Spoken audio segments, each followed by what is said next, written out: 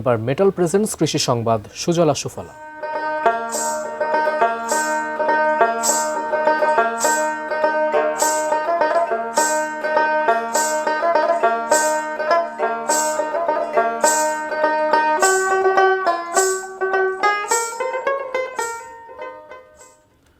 উত্তরের জেলা গাইবান্ধায় এবার গমের বাম্পার ফলন হয়েছে।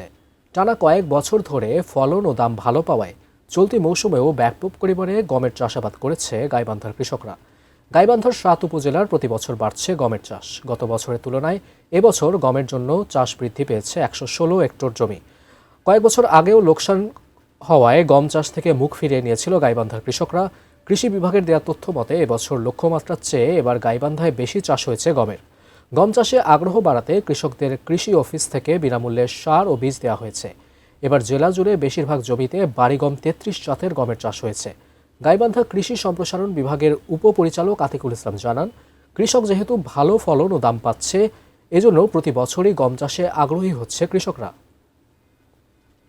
চাহিদা বেশি হওয়ায় কৃষকরা গম চাষের দিকে ঝুঁকছে। পরবর্তীতে পরবর্তী বছরে গমের আবাদ আরও বেশি হবে আমরা বলে বিশ্বাস করি।